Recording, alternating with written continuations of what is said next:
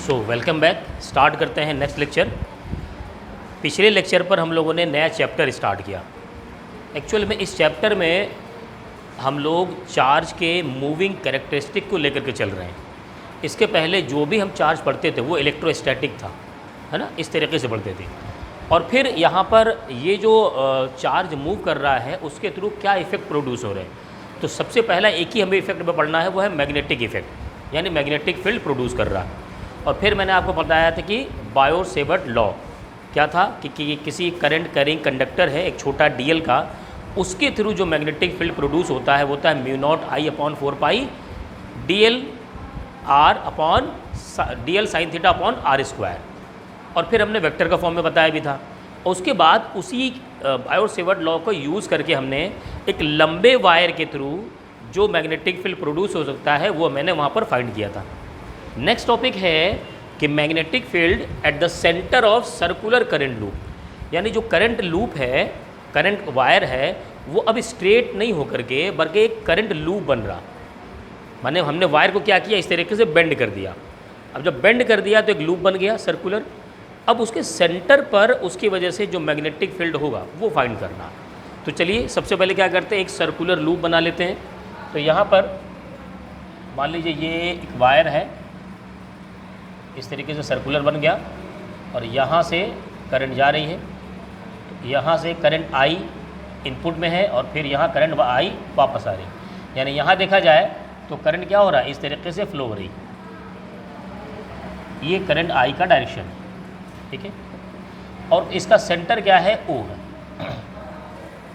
अगर देखा जाए इसका जो रेडियस है वो आर ले लिया जाए तो कहा जा रहा है कि इसके सेंटर ओ पर इस वायर के थ्रू जो मैग्नेटिक फील्ड प्रोड्यूस हो रहा है उसकी वैल्यू को फाइंड करना। क्लियर। तो हम क्या करेंगे, वही बायो-सेवर्ट लॉ का ही एप्लीकेशन लेंगे। यानी एक छोटा डीएल यहाँ कंसिडर कर लीजिए। मान लीजिए मैं एक छोटा डीएल, ये वायर जिसकी लेंथ DL है, ये कंसिडर कर लिया। इस DL की जिस पॉइंट पर हमें मैग्नेटिक फील्ड फाइंड करना है यानी O, उससे जो डिस्टेंस है वो R है और जो एंगल बना रहा है वो 90 डिग्री है। क्लियर। तो हम लिख सकते हैं according to Biot Savart law magnetic field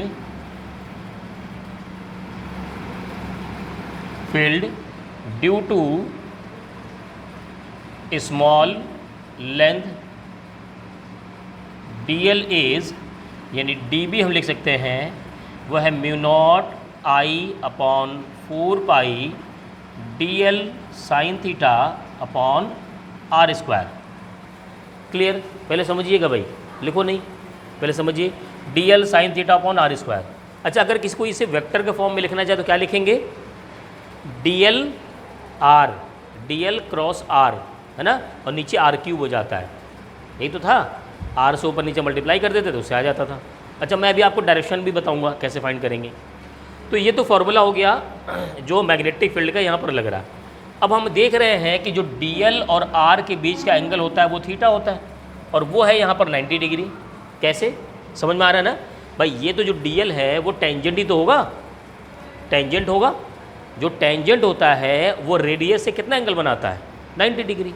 तो यहाँ पर DB की वैल्यू हो जाएगी mu naught I upon 4 DL upon R square, जहाँ पर अच्छा ये साइन 90 कर देते हैं, theta is equal to 90 degree. यानी DB आ गया हमारे पास mu naught I upon 4 DL upon R square. ये मैग्नेटिक फील्ड की वैल्यू आ गई किसकी वजह से, इस DL लेंथ वायर की वजह से। अब अगर टोटल वायर की वजह से मैग्नेटिक फील्ड फाइंड करना हो तो क्या करेंगे, इंटीग्रेट कर देंगे। अच्छा, एक सवाल पैदा हो सकता है कि सर ज़रूरी थोड़ी है कि सब एक ही डायरेक्शन में हो तो हम जोड़ रहे हो। बात समझिएगा, जैसे कि आप बीच में खड़े हैं, ये मार्कर है, इसको ये इस तरफ एक फोर्स लग रहा है, एक फोर्स इधर लग रहा है। तो मैं पूछूं भाई नेट फोर्स कितना लग रहा है, तो आप कहेंगे F1 माइनस F2, क्योंकि दोनों का डायरेक्शन अलग अलग है। अगर ये कंडीशन दूसरी हो जाए कि F1 एक फोर्स इधर लग रहा है, और F2 जो लग रहा है वो भी इधर ही लग रहा, F1 + F2 हो जाएगा नेट फोर्स। क्लियर? यानी डायरेक्शन भी देखना ज़रूरी है। आइए डायरेक्शन देख लेते हैं। डायरेक्शन कैसे फाइंड किया था मैंने? थंब रूल से। डायरेक्शन के लिए करंट लगाइए थंब में और मैग्नेटिक फील्ड का डायरेक्शन होगा, इसको कर्ल कीजिए। तो चलिए यहाँ पर अगर आई देखा जाए तो ऊपर है, तो ये रहा आई, और देखिए कर्ल अंदर की तरफ क्या हो रहा है? अंदर की तरफ, यहाँ नहीं, यानी यहाँ जो मैग्नेटिक फील्ड होगा वो ऐसे होगा। चलो कहीं और से ले लेते हैं, ये रहा आई। अब आई के डायरेक्शन में ज़रा अंगूठा लगाओ, ये रहा अंगूठा नीचे। और कहाँ पता करना है? जहाँ पता करना होता है ना वहीं कर्ल करते हैं। तो यहाँ पता करना है, ये देखो अंदर कर्ल किया, किधर जा रहा? अंदर। यानी इसके थ्रू जो मैग्नेटिक फील्ड होगा वो भी अंदर की तरफ, यहाँ वाले आई के थ्रू जो लेंथ एल है उसके थ्रू जो मैग्नेटिक फील्ड होगा वो भी हुआ। यहाँ डी एल ले लो, छोटा एलिमेंट, यहाँ डी एल एलिमेंट ले लो, ये राइट में जा रहा, यहाँ कर्ल किया अंदर की तरफ। यानी जो भी मैग्नेटिक फील्ड प्रोड्यूस हो रहा है वो किधर जा रहा? अंदर की तरफ। इसका मतलब क्या होगा? सब एक ही तरफ है तो सब सम होंगे। तो अब हम क्या कर सकते हैं? इसको इंटीग्रेट कर देंगे, तो total magnetic field due to length L पता चल जाएगा, है ना। तो यहाँ लिख देंगे टोटल मैग्नेटिक फील्ड, ये हो जाएगा B integration D B integration mu naught I upon 4 pi D L upon R square. Clear बात समझ में आ रही है भाई सबको? ठीक है। अब देखो इंटीग्रेट कर लेते हैं, तो बी इंटीग्रेशन में देखो किसके थ्रू इंटीग्रेट होगा, किसके रिस्पेक्ट में? डी एल है ना, यानी एल के रिस्पेक्ट में। तो बाकी सब कांस्टेंट होंगे, देख लो सब कांस्टेंट हैं। तो यहाँ क्या आ जाएगा? Mu naught I upon 4 pi R square integration D L. अब ज़रा लिमिट रखो, देखना, ध्यान देना। हम क्या करेंगे, अगर मैं यहाँ ऐसे कर दूँ, ये जो एलिमेंट था उस एलिमेंट को यहाँ ले लूँ, उस एलिमेंट को यहाँ ले लूँ, तो यहीं से तो स्टार्ट है ना वायर, तो एल कितना हो गया? 0। और इस डी एल को बढ़ाते बढ़ाते बढ़ाते बढ़ाते टोटल लेंथ कितनी हो सकती है? यानी मैं क्या कहना चाह रहा हूँ कि मिनिमम लेंथ कितनी है? 0, और मैक्सिमम लेंथ कितनी है? एल। यानी वायर की लेंथ 0 से शुरू होती है, एल तक ख़त्म हो जाती है, यही तो बात है। तो इसको इंटीग्रेट करेंगे तो क्या हो जाएगा? b = mu naught I upon 4 pi R square into L. बस बात समझ में आ रही? बट डी एल को इंटीग्रेट कर देंगे, एल हो जाएगा। अब एल के वैल्यू क्या आर के रिस्पेक्ट में रख सकते हैं? आर के फॉर्म में, अरे 2 पाई आर, पेरीफेरी क्या होगा? पेरीमीटर क्या होगा? 2 पाई आर। यानी हम यहाँ रख सकते हैं b = mu naught I upon 4 pi R square into 2 pi R, where l = 2 pi R. कुछ कैंसिल हो रहा है भाई? 2 से 4, 2 पाई से पाई कैंसिल, आर से स्क्वायर कैंसिल, तो mu naught I upon 2r, 2r। ये है मैग्नेटिक फील्ड की वैल्यू। कहाँ पर? कहाँ पर? Eight the centre of A current loop. कोई लूप है ना।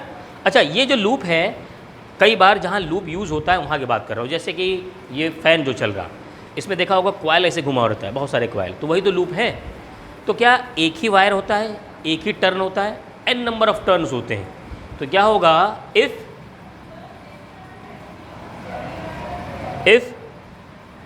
n नंबर ऑफ टर्न्स, तो यही क्या होगा? b हो जाएगा mu not n I upon 2r। ये तो न्यूमेरिकल पे है, n की वैल्यू 1 लेना हो 1 ले लेंगे, जब देगा 2 लेना हो 2 होगा। मान लो अगर एक लूप है तो n की वैल्यू 1 रख दी, ये फॉर्मूला आ जाएगा। 2 लूप है तो 2 रख देंगे। क्लियर, समझ में आया? डायरेक्शन क्या होगा? Inside the plane. क्या होगा? Inside the plane. मैंने यहाँ बना दिया है क्रॉस। क्लियर, चलिए नोट कीजिए, इसके बाद फिर आगे बढ़ते हैं।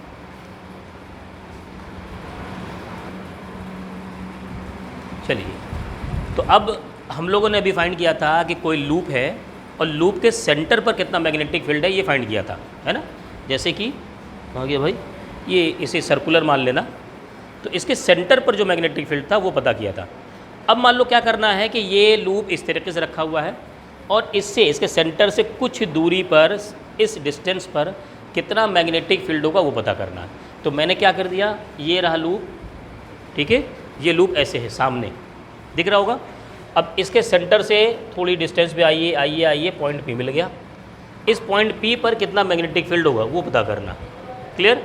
अब इसके लिए हम क्या करते हैं कि यहाँ से लूप के सेंटर से यहाँ के डिस्टेंस हमने ले लिया r, और ये जो लूप है इसका जो रेडियस है वो a है, स्मॉल a। क्लियर दिख रहा होगा। और यहाँ से हमने ले लिया एक छोटा एलिमेंट dl,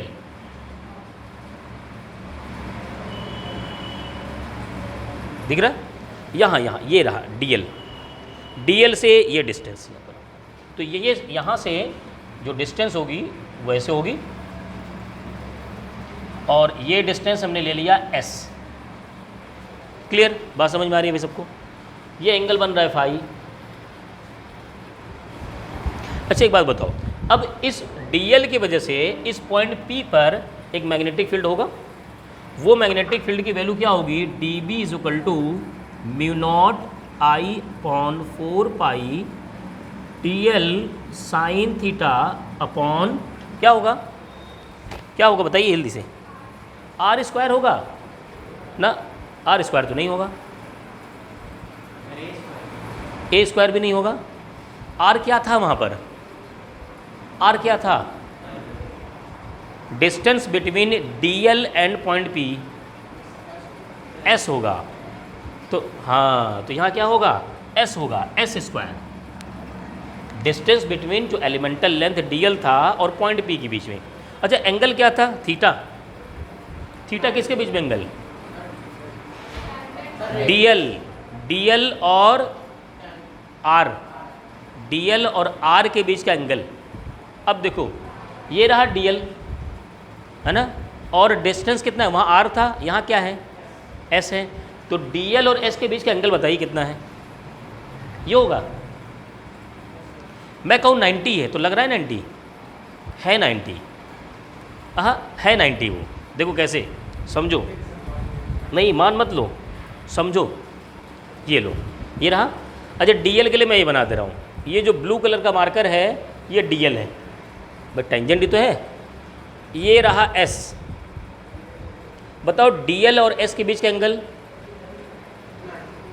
90 होगा। अब बताओ कितना है, अब भी 90 है। आहा, मैं नीचे का एंगल थोड़ी पूछ रहा हूँ भाई, DL और S के बीच का एंगल वो तो हमेशा 90 बना रहेगा ना भाई। ये टेंजेंट है भाई, ये लाइन हो गई, समझो ये क्या है, ये DL हो गया टेंजेंट, ठीक है, और ये रहा हमारा S। अब बताओ ये एंगल 90 बना हुआ है, तुम ऐसे भी कर दो तभी तो 90 बना हुआ है।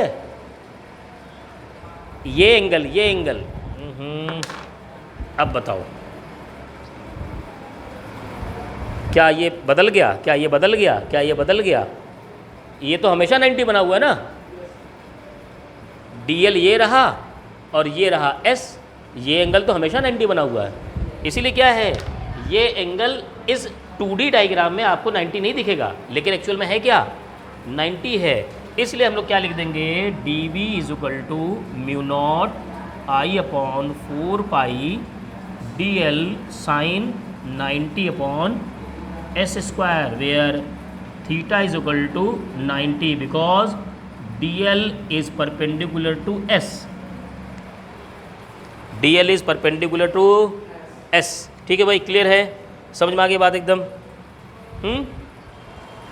अब आ जाओ ज़रा कुछ और कॉन्सेप्ट सीखते हैं, बहुत अच्छा कॉन्सेप्ट, ध्यान देना। अब डायरेक्शन पे आते हैं, डायरेक्शन बहुत बेहतरीन होने वाला है। देखो ये रहा I, ये रहा I, ठीक है, ये वाला जो वायर है ना ये बाहर है, ऐसे ये बाहर है, ये अंदर है, ऐसे तो है, ये सामने बना हुआ ऐसे।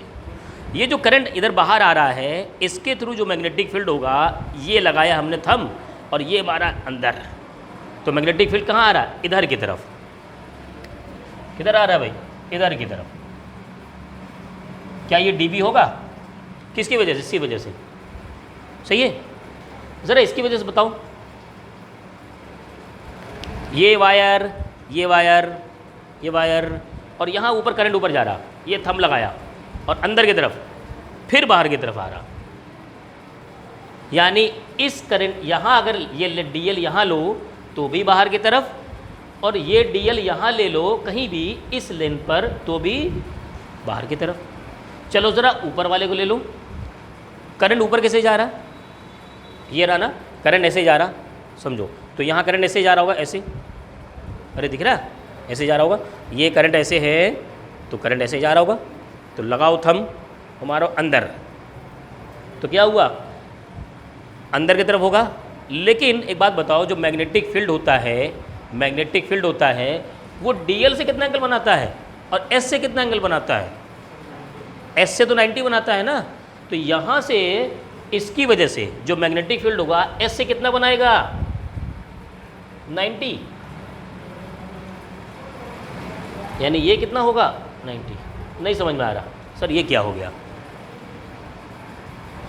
बात समझ में आ रही भाई? हमने जब वो पढ़ा था ये वाला, ये देखो, ये देखो, ये था DL और यहाँ से P, ये था R।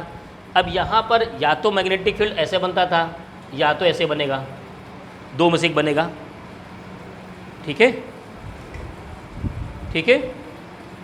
ये अगर अंदर जा रहा है तो वो R से कितना एंगल बना रहा है, 90, और अगर बाहर मैग्नेटिक फील्ड आ रहा है तो R से कितना एंगल बना रहा है, 90। यानी जो डिस्टेंस होता है उससे कितना एंगल बनाएगा, 90 डिग्री। तो डिस्टेंस तो कितना ऐसी तो है, उस एंगल ये बना रहा।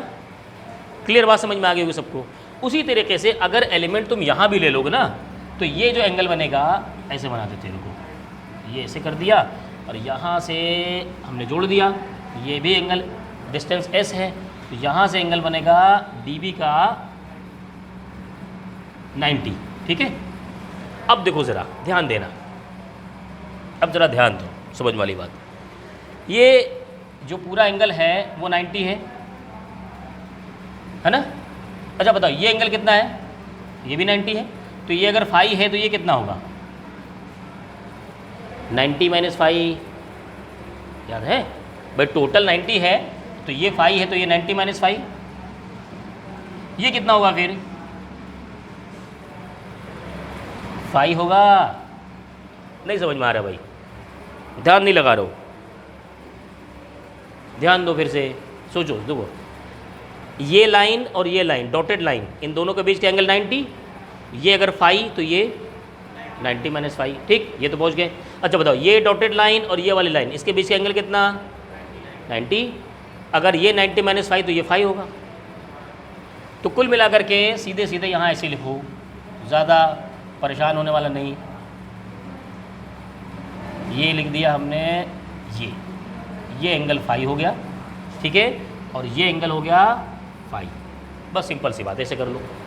अच्छा रिजोल्यूशन आता है कंपोनेंट बनाना। एक कोई फोर्स है, कोई लाइन है, वो अपने राइट में और लेफ़्ट में ब्रेक होता है।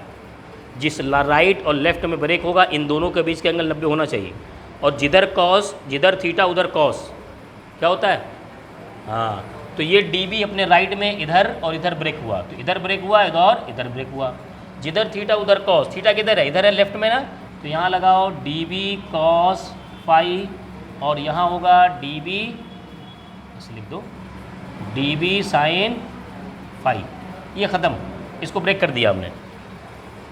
ऐसे ही इसको ब्रेक करोगे अपने राइट में इधर और अपने लेफ्ट में इधर, इधर होगा थीटा है ना, तो यहाँ क्या हो जाएगा, DB कॉस फाई, और इधर DB साइन, ठीक, ये ख़त्म। अब ज़रा देखो मैग्नेटिक फील्ड का डायरेक्शन ज़रा देखो, ऊपर वाला DB कॉस फाई, नीचे भी DB कॉस फाई, क्या एक दूसरे को कैंसिल कर देंगे, ठीक है।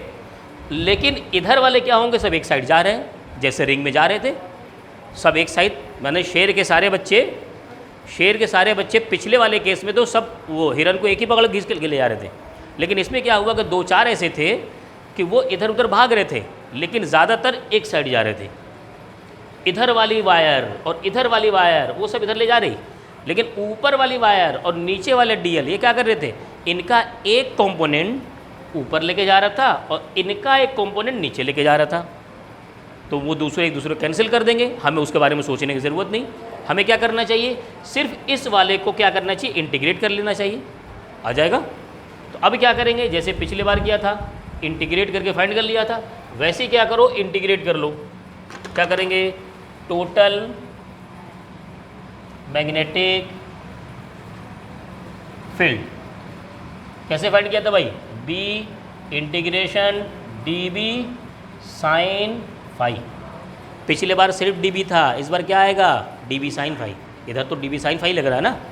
अच्छा, डी बी साइन फाई में देखो हमने डी बी की वैल्यू फाइंड कर लिया है क्या, ये रहा, यहाँ लिख दो, b is equal to integration D B की वैल्यू क्या है भाई, mu naught I upon 4 pi D L upon S square. ये किसकी वैल्यू है लिखा मैंने, डी बी की वैल्यू, यहाँ से साइन 90 था ना, 1 कर दिया। ठीक है भाई, समझ में आ रहा। अभी ज़रा साइन फाई की वैल्यू लिखना पड़ेगा। ज़रा ट्रायंगल देखो, एक ट्रायंगल दिख रहा होगा, ये O बना दो, ये P बना दो, इसे S बना दो। OPS में देखो ज़रा, साइन फाई लगाए तो क्या आएगा, साइन फाई। अच्छा, साइन फाई लगाए तो क्या आएगा बताइए, फाई के सामने परपेंडिकुलर,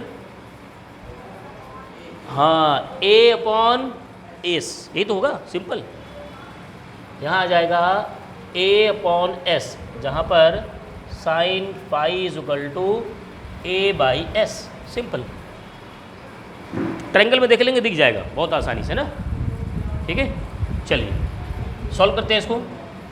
अब यहाँ पर क्या होगा, B इंटीग्रेशन किसका करोगे, L का करोगे ना, DL का, बाकी सब कांस्टेंट आ जाएंगे।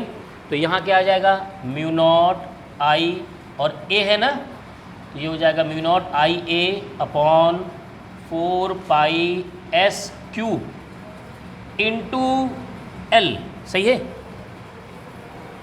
DL को इंटीग्रेट करके L हो गया, ये A यहाँ से रख दिया, S को इससे मल्टीप्लाई करके क्यूब कर दिया।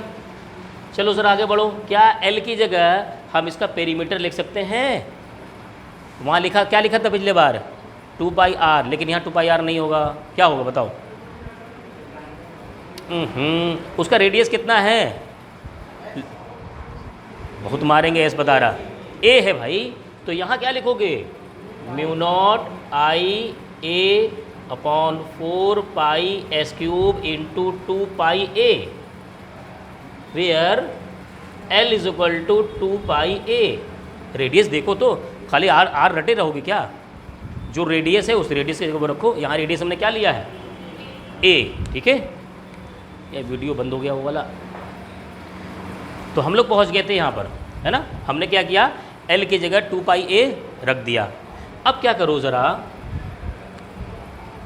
2 से 4 कैंसिल, 2 बचा, पाई से पाई कैंसिल, ये आ गया b is equal to mu naught I A square upon 2s cube, 2s cube, where s is the distance between dl and point p। अच्छा, क्या ट्रायंगल से तुम्हें कुछ दिख रहा है, s की वैल्यू हम क्या लिख सकते हैं, s की वैल्यू क्या इसमें हाइपोटेनस है, ये रहा परपेंडिकुलर, ये रहा बेस, तो ये हो जाएगा S square is equal to A square plus R square, simple Pythagoras है। तो क्या मैं यहाँ लिख सकता हूँ, इधर देखिए ज़रा, सिंपल, यहाँ लिख सकते हैं B mu naught I A square 2 bracket में यहाँ लिख देंगे एस हो जाएगा ए स्क्वायर प्लस एस स्क्वायर का अंडर रूट का क्यूब। देखिए थोड़ा सा स्टेप मैंने बढ़ा के लिखा ताकि आपको समझ में आए। यहाँ पर मैंने लिखा है एस की वैल्यू, एस की वैल्यू, तो एस की वैल्यू क्या आ जाएगी, हैं? अच्छा हाँ हाँ ठीक है, तो ये अंडर रूट वाला टर्म हो गया। यहाँ क्या हो जाएगा, b is equal to mu naught I A square upon 2a square plus R square का पावर में 3/2। सही है, समझ में आ गई सबको, सिंपल एकदम। इसमें एक केस ले लेते हैं, ये जो पॉइंट P है ना, पॉइंट P कहाँ लो, सेंटर पे लो ज़रा, पिछला केस। अगर हम पॉइंट P को पॉइंट O पर लें तो क्या होगा, आर की वैल्यू कितनी रहेगी, अरे 0। ये पॉइंट यहीं पर पहुंच जाए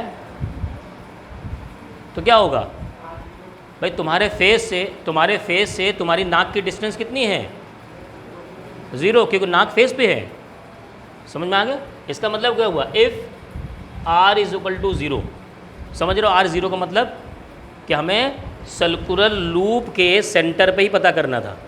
तो आर इज इक्वल टू 0 यहाँ रखो ज़रा, क्या आएगा, B is equal to mu naught I A square upon 2a², बस a² पावर क्या होगा 3/2, नहीं माइनस नहीं, ये 2 कैंसिल हो जाएगा तो a³ आ जाएगा, a³ और a³ a² कट जाए तो क्या बचेगा, a बचेगा। तो यहाँ b आ जाएगा mu naught I upon 2a। देखो ये फॉर्मूला देखा है क्या कहीं, अरे पिछला फॉर्मूला देखो अभी जो डेरिवेशन कराया था सर्कुलर लूप के सेंटर पर, क्या मैच कर रहा? तो यही तो केस था कि सर्कुलर लूप के सेंटर पर मैग्नेटिक फील्ड कितना होगा, इतना ही आया था, तो हमने भी यहाँ फाइंड कर दिया।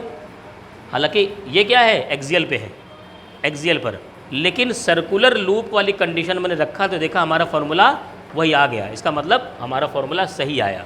क्लियर, बात समझ में आ गई सबको? चलिए नोट कीजिए, उसके बाद न्यूमेरिकल लगाते हैं। लो सो इस पर फर्स्ट न्यूमेरिकल सॉल्व करते हैं। कह रहा है in a Bohr model of hydrogen atom an electron revolves around the nucleus. भाई न्यूक्लियस बीच में होता है, इलेक्ट्रॉन उसके ऐसे रिवॉल्व करता रहता है in a circular orbit of radius 5.11 into 10⁻⁻11। तो यहाँ पर एक सर्कुलर ऑर्बिट हो गया और इसका जो रेडियस ये होगा r की वैल्यू है 5.11 into 10⁻⁻11 metre at a frequency of 6.8 into 10⁵ hertz. मतलब ये क्या है, ये जो वैल्यू है ये है कि 1 सेकंड में ये इतना रेवोल्यूशन लगा रहा होगा, ये तो बात है, 1 सेकंड में क्या कर रहा होगा, इतना ही रेवोल्यूशन वो लगा रहा होगा। ये तो हर्ट्ज़ तो ये हुआ ना, फ्रीक्वेंसी का मतलब ये हुआ। Then what is the magnetic field setup at the centre of the orbit. कहने का मतलब ये है कि मान लो अगर कोई इलेक्ट्रॉन ऐसे घूम रहा, ऐसे घूम रहा, ऐसे चक्कर लगा रहा, तो क्या इसमें करंट फ्लो होने लगेगा? हाँ भाई, इलेक्ट्रॉन के फ्लो को ही तो करंट कहते हैं। तो इसमें क्या होगा, एक करंट फ्लो हो रहा, और करंट कैरिंग कंडक्टर की वजह से मैग्नेटिक फील्ड होता है, और लूप है तो जाहिर सी बात है इसके सेंटर पर होगा। तो यहाँ पर क्या करना है आपको, बी की वैल्यू पता करना है। अभी आपने सर्कुलर लूप के सेंटर पर जो मैग्नेटिक फील्ड होता है उसका फॉर्मूला फाइंड किया था। क्या होता है भाई, क्या था, B is equal to mu naught I upon 2r, या हमने r लिया है तो r ले लीजिए, अगर a लिया होता तो a ले लेते। अब आपको म्यू नॉट अपॉन 2r की वैल्यू तो पता है, लेकिन आपको i की वैल्यू नहीं पता, i की वैल्यू नहीं पता। क्या i की वैल्यू होती है q/t? q/t क्या हम जानते हैं q is equal to NE, बस यहाँ से रख दो NE अपॉन T। ये N क्या है, नंबर ऑफ इलेक्ट्रॉन्स, तो यहाँ नंबर ऑफ टर्न्स तो होगा वो, तो यहाँ पर क्या करो, इसकी वैल्यू रखो 6.8 into 10⁻15 into 1.6 into 10⁻⁻19 upon 1 second. 1 second में उतना चक्कर लगा रहा था ना, ये वैल्यू उठाएंगे, आई की यहाँ रखेंगे। अब मसला फंसता सर म्यू नॉट की वैल्यू क्या है, तो म्यू नॉट अपॉन 4π ये होता है 10⁻⁻7। क्या म्यू नॉट की वैल्यू हो जाएगी 4π इंटू 10⁻⁻7? हाँ, वैल्यू रखते हैं, b is equal to mu naught की वैल्यू 4π इंटू 10⁻⁻7 इंटू आई की वैल्यू 6.8 इंटू 10 सॉल्व कर लेते हैं, -4 into 1.6 upon 2r, 2 into r की वैल्यू ये रहा 5.11 इंटू 10⁻⁻11। बस सॉल्व करना है, सॉल्व कर लेंगे। कोई डाउट तो नहीं? चलो सॉल्व कर लो, फिर सेकंड न्यूमेरिकल सॉल्व कीजिए। तो एक बेहतरीन क्वेश्चन है, इसमें जो दो डेरिवेशन कराए हैं दोनों का एप्लीकेशन है ना, तो इसको ज़रा ध्यान समझिएगा। चलो भाई बोर्ड पर देखो, ध्यान समझिए। कह रहा है 2 identical circular coils of radius 0.1 metre, 2 coil हैं, ईच हैविंग 20 टन, दोनों में 20-20 टन हैं, are mounted coaxially 0.1 metre apart. यानी मामला ये है, जब पहले डायग्राम बनाइए तो ये रहा एक सर्कुलर कॉइल, इसके 20 टन है, मैं इसका सेंटर बना दे रहा हूँ, और इससे कोएक्सियली यानी इसी के एक्सिस पर ही एक और कॉइल है, और दोनों के क्या है 20-20 टन है, यहाँ भी 20 टन, यहाँ भी 20 टन, और ये जो रेडियस है, ये रेडियस ये है 0.1 मीटर, और दोनों के बीच की डिस्टेंस ये भी है 0.1 मीटर। जाहिर सी बात है, ये इसकी वैल्यू को हम कहते हैं a 0.1 मीटर, और ये डिस्टेंस हम क्या कहते हैं r, ये भी हो गया 0.1 मीटर, और 20 टन्स हैं तो n = 20। आगे कह रहा है एक current 0.5 ampere is pass through both them, यानी I की वैल्यू है 0.5 एम्पियर। क्लियर? ये अरेंजमेंट हो गया। अब कह रहा है कि both them in the same direction in the opposite direction, तो एक बार एक कंडीशन लेना है कि इसमें करंट सेम डायरेक्शन में फ्लो हो रहा है, और एक बार कंडीशन लेंगे कि इसमें अपोजिट डायरेक्शन फ्लो हो रहा है। Then can I find the magnetic field at the centre of each coil. दोनों कॉइल के सेंटर पर मैग्नेटिक फील्ड की वैल्यू क्या होगी, ध्यान देना, समझना। एक बात बताओ, मान लो इसको हम कह देते हैं A, इसको कह देते हैं B। ये जो I फ्लो हो रहा है, मान लो हम पहले सेम डायरेक्शन में ले लेते हैं ना, तो मान लो ये हम कर रहे हैं ऐसे करके I, और इस तरफ I हो गया, इस तरफ भी I और इस तरफ भी I। तो अगर इसके सेंटर पे देखा जाए, इसके सेंटर पर जो मैग्नेटिक फील्ड होगा इस I की वजह से होगा और उसका अपना एक डायरेक्शन होगा। डायरेक्शन देख लेते हैं। चलो, अगर ये वाला लूप ऐसे करके है, ये वाली लाइन तो इधर नीचे जा रही, ये हमारा अंदर की तरफ, B अंदर की तरफ, ये ऐसे करके ये वाली लाइन ऊपर जा रही है, ये वाली लाइन ऊपर जा रही, करंट I ऊपर अंदर की तरफ, तो B क्या आ रहा, इधर आ रहा। ठीक है, यानी B1 इधर आ रहा अंदर की तरफ। चलो, इसकी वजह से क्या यहाँ पर मैग्नेटिक फील्ड होगा, इसकी वजह से भी तो होगा भाई। तुमने तो अपना मैग्नेटिक फील्ड अपने सेंटर पे लगाया, लेकिन बगल में एक और बैठा हुआ है, वो भी तो मैग्नेटिक फील्ड लगा रहा होगा। हालांकि वो अपने सेंटर पे भी लगा रहा हो, लेकिन आपके भी सेंटर पे तो लगा रहा है। अब इसकी वजह से जो मैग्नेटिक फील्ड होगा वो किस डायरेक्शन में होगा वो भी देख लो ज़रा। मान लो ये I है, तो ये क्या हुआ नीचे की तरफ, ये ऐसे करके, ठीक है। तो ये जो I है वो इधर होगा।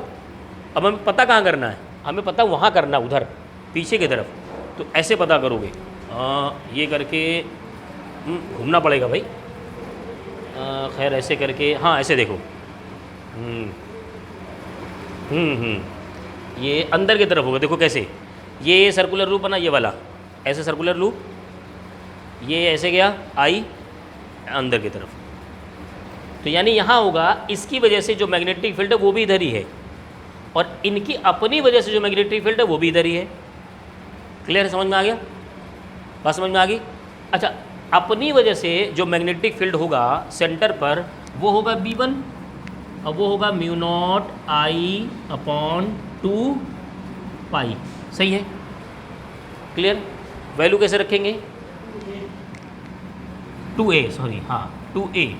तो वैल्यू कैसे रखेंगे, म्यू की वैल्यू 4 पाई इंटू 10⁻⁷, I कितना है 0.5/2 इंटू 0.1, ये वैल्यू एक आ जाएगी। क्लियर है, बात समझ में आ गई। अच्छा, ये जो मैग्नेटिक फील्ड है किसकी वजह से है, इनकी वजह से, पहले वाले में से। इसकी वजह से जो मैग्नेटिक फील्ड होगा उसका फॉर्मूला तो ये तो होगा नहीं, क्योंकि ये पॉइंट उसके एक्सियल वाला है, सेकेंड डेरिवेशन वाला फॉर्मूला लगेगा। वो फॉर्मूला क्या होगा, V2 = μ0, अच्छा सॉरी यहाँ n भी तो होगा, 20 टर्न्स हैं तो यहाँ n से मल्टीप्लाई कर देंगे, n = 20 इंटू 0.5, ठीक है, जो वैल्यू आएगी। तो यहाँ हो जाएगा μ0 NIR² upon A² plus R square की पावर 3/2 वैल्यू रख देते हैं यहाँ पर। म्यू नॉट की value 4 pi into 10⁻⁷ into 20 turn into 0.5 current into R की वैल्यू 0.1 का स्क्वायर अपॉन ए कितना है भाई 0.1 का, यहाँ से स्क्वायर प्लस ये भी 0.1 का स्क्वायर की पावर 3/2। सॉल्व करना आपका काम है। अब समझिएगा, केस समझिए। जब क्या होगा, करंट का डायरेक्शन सेम होगा तो इस पॉइंट पर मैग्नेटिक फील्ड, इधर देखो भाई, इस पॉइंट पर जो मैग्नेटिक फील्ड होगा वो कितना होगा। कंडीशन क्या है, when direction of current is same, तो क्या हो जाएगा, B = B1 + B2 होगा, क्योंकि मैग्नेटिक फील्ड सेम डायरेक्शन में हो रहा। अच्छा, यही केस, सेम केस ले लो इस पर, इस पॉइंट पर जो मैग्नेटिक फील्ड होगा वो ज़रा पता करो। अगर ये पॉइंट O1 है, ये पॉइंट O2 है, तो मैंने O1 पे पता किया, ज़रा O2 पे पता करो। तो O2 पर जो मैग्नेटिक फील्ड होगा वो पहले इसकी वजह से होगा और फिर प्लस इसकी वजह से होगा। क्या इसकी वजह से जो मैग्नेटिक फील्ड होगा वो तो यही आएगा ना, सेम आएगा, दोनों आइडेंटिकल हैं। समझ में आ रही बात। इसका मतलब ये जो B की वैल्यू आएगी ना, B1 + B2, ये ईच कॉइल के लिए है, फॉर सेम करंट के लिए, सेम डायरेक्शन ऑफ करंट। यानी ये जो है ना, when direction of current is same, the magnetic field at each coil is B। वैसे ही when direction of current is same, the magnetic field at center of each coil, यानी ये जो वैल्यू आ रही है दोनों के लिए आ रही है, वो क्या हो जाएगा, B = B1 - B2 हो जाएगा। जब करंट का डायरेक्शन अपोजिट हो जाएगा, इसका ये डायरेक्शन, इसका दूसरा डायरेक्शन हो जाएगा, तो ये B इधर आ रहा है तो ये B इधर जाने लगेगा उल्टा, तो क्या हो जाएगा, मैग्नेटिक फील्ड दूसरे को कैंसिल करने लगेंगे। क्लियर बात समझ में आ गई। दोनों फॉर्मूले हमने यूज़ कर लिए और दोनों क्या हुआ, सिचुएशन भी आ गई होगी। अब आपका काम ये है कि दोनों को कैलकुलेट करना है, दोनों के वैल्यू यहाँ पर रखना है 1 देखिए दोनों आंसर ये मिलेंगे हमें। क्लियर, चलिए नोट कर लीजिए इसको अच्छे से और कैलकुलेट कर लीजिए।